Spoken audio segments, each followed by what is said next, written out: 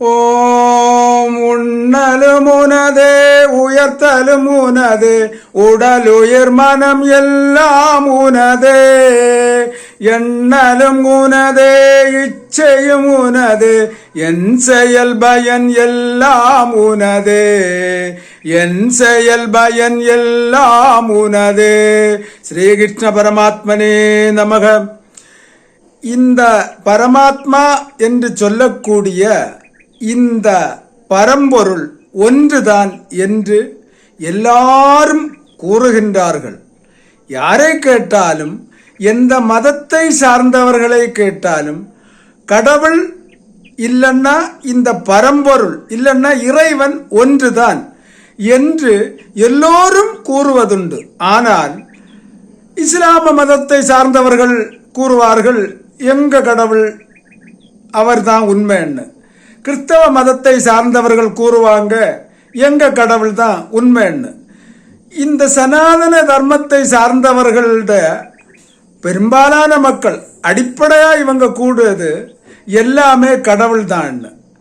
கடவுள் ஏதா இருந்தாலும் ஒண்ணுதான் உண்டு, இதெல்லாம் கடவுள் தான் உண்டு. உண்மையிலே கடவுள்னு சொல்லக்கூடிய அந்த ஞானம், அந்த தத்துவம், அந்த சக்தி ஒன்றுதானா என்று கேட்டால் சாதாரணமான பிள்ளைகளுக்கு கூட தெரியும், தெரிய வேண்டும். அப்படி தெரிந்திருந்தால் இந்த பிரச்சனைக்கு, இங்க மத பிரச்சனைக்கு இடமே கிடையாது. தெரியாது, ஆனா சொல்லிக்கிட்டே இருக்காங்க. பரமாத்மா ஒண்ணுதான், இதில் மாற்று கருத்தில்லை. எவ்வாறு என்றால், நெருப்பு என்பது ஒன்றுதான். அந்த நெருப்பு அது இந்தியாவில் செயல்பட்டாலும் அதனுடைய தன்மை சுடும் பிரகாசம். அது அமெரிக்காவில் இருந்தாலும் நெருப்பு என்பது ஒன்றுதான், அங்கேயும் சுடும் பிரகாசிக்கும். அது எந்த இடத்தில், அது கோவிலில் எரிந்தாலும் சரி, வீடுகளில் எரிந்தாலும் சரி, எங்கு எரிந்தாலும் சரி, நெருப்பு என்றால் பிரகாசம் உண்டு, சுடக்கூடிய தன்மை உண்டு. நெருப்பு ஒன்றுதான். அது பல இடங்களில் நெருப்பு தோன்றுகின்றது, வெளிப்படுகின்றது. ஆனால் நெருப்பு எவ்வளவு இருக்கின்றது? ஒவ்வொரு வீட்டுக்கும் ஒவ்வொரு நெருப்பு போல நம்மால் அறியப்படுகின்றது. அதை போன்று நெருப்பு ஒன்றுதான். இது கிறிஸ்தவர்களுக்கு நெருப்பு வேறை, இஸ்லாமியர்களுக்கு நெருப்பு வேறை, இந்துக்களுக்கு நெருப்பு வேறை என்று இரண்டு நெருப்பு இல்லை. நெருப்பு என்பது ஒன்றுதான். ஆனால் அது எல்லா இடத்திலும் எல்லோரும் ஒத்துக்கொள்ளுகின்றார்கள். அதை போன்று இந்த இறைவனும் ஒன்றுதான்.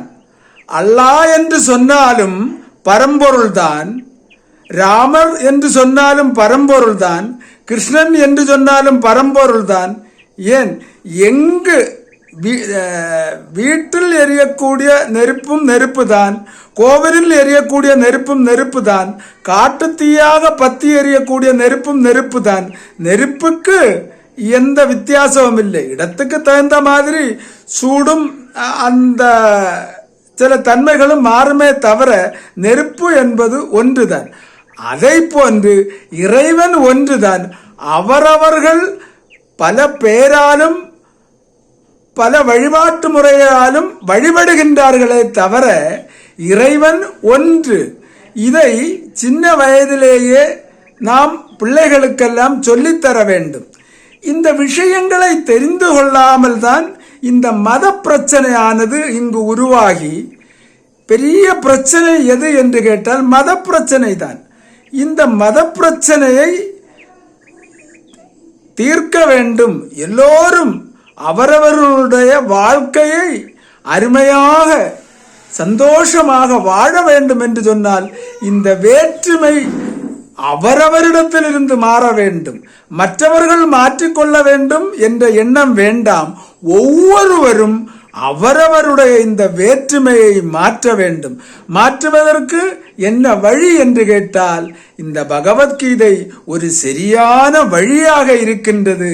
அதை நாம் அறிந்து கொள்ள வேண்டும், படிக்க வேண்டும், அதை புரிந்து கொள்ள வேண்டும், விசாரம் செய்ய வேண்டும் என்று கேட்டுக்கொள்ளுகிறோம். ஹரி ஓம் தத்சத்.